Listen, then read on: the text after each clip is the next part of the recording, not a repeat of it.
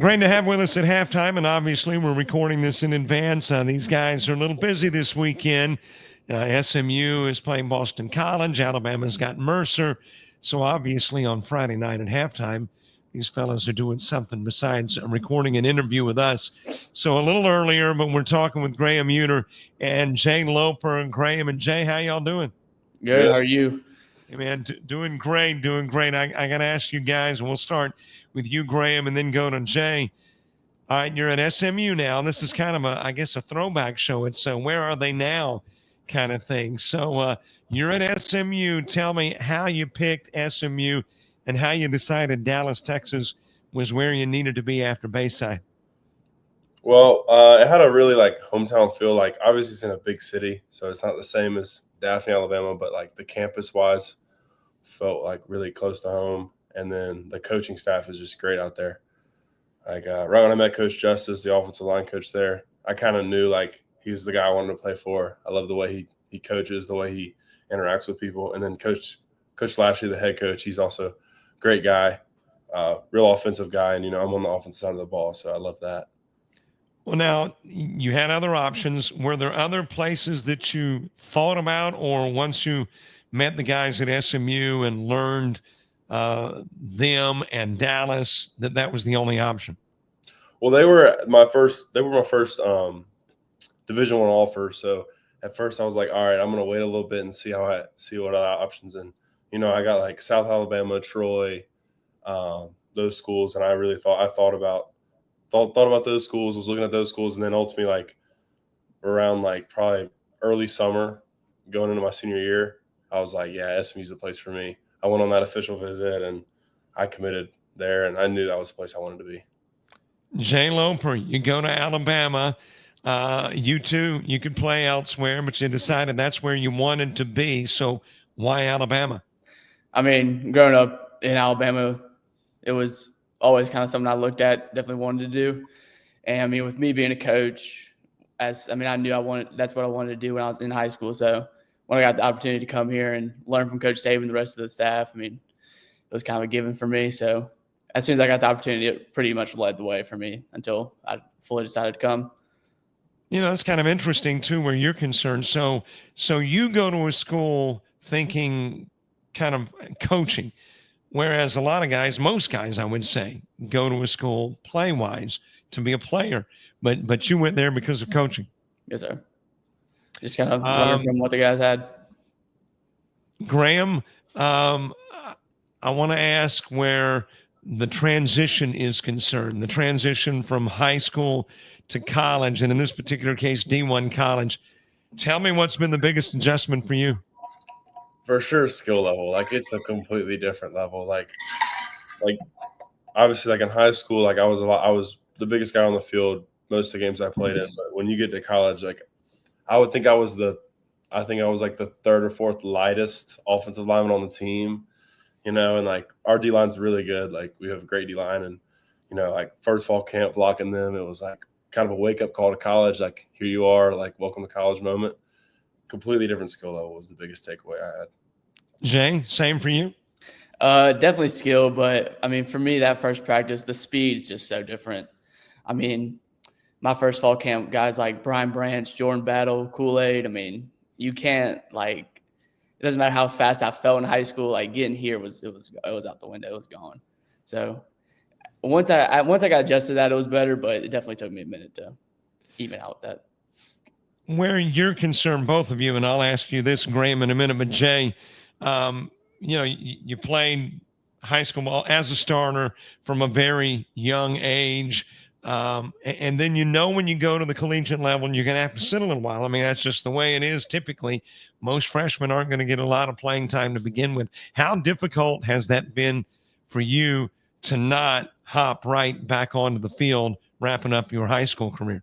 I mean, it's definitely difficult, but once you kind of understand the learning curve to it and kind of learn from the guys ahead of you that have been doing it forever, I mean, and it helps with that adjustment, getting into the game, getting into the speed, the skill level. So for me, it was needed. If I would have gotten thrown in at something like right away, I probably wouldn't have done very well. So getting able to learn from older guys, learn from guys I've been watching, it helped a ton. Graham, what about you? I mean, you're having to sit whereas you played game in, game out. So how's that adjustment been? I'd have to agree with Jay. Like a lot of the times, like in high school, it was like I got to play. I played the whole game. I played both ways, so I was in the whole time. And I get to college, and like you look at the guys ahead of you, and it's like, wow, these guys they're 4, 5, 3 years older than me. Like skill levels a big difference, and you're like, okay, I need to develop this year, and like it's part of the red shirt deal. Like it's just time to develop. So like I still can play in a couple games, but it's more just time to develop and learn from the guys above me, which is I think is really needed. You both have gone through a coaching transition. Graham, you did it while you were at Bayside Academy with Phil Lazenby, and then your last year there, Barrett Trotter, and then obviously at Alabama, Jay has gone through a coaching transition from Saban to DeBoer. So, Graham, starting with you, that transition, playing from one coach and then the next, how difficult was the transition?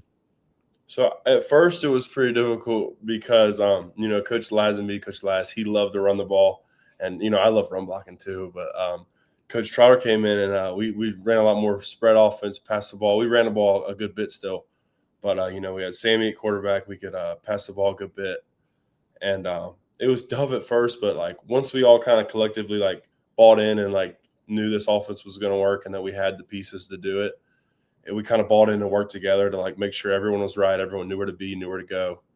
Like I kind of, helped lead some of the offensive linemen, other positions and stuff like that, getting them to know what they do, and it helped out. So at first rough, but it ended up getting really easy and really fun. Jay, you were at that transition, which was historic in Alabama perspectives, and that is from Saban to DeBoer. How was that transition? I mean, when it first happened, I didn't know how it was about to go, but DeBoer and the whole staff did a great job coming in and getting the guys to buy in, getting guys to trust who they're bringing, trust the staff as a whole, trust their system. So, it went a lot smoother than I really could have ever imagined it going. Saban been there for 17 years. It's really all I've known as an Alabama fan. So the transition was like 10 times smoother than I ever could have thought it was going to be. And I really enjoyed DeBoer and the whole staff that he brought. Okay, was it just me as an outsider watching the fact that Saban stepped down? It took, the football world by surprise. You were an insider, though. Had you heard little, hints that maybe he was leaving, or was it a total shock? Not really. It was I think after every season you see the rumors about like Saban retiring, but that's been going for the last like 5 years ever. So when it finally, it shocked all of us. My jaw was on the floor for a minute, so it took me a minute to adjust. All right, let's talk Bayside. I'm a lot older than you guys, so I can reflect back on time and go, man, there are things I would have done differently.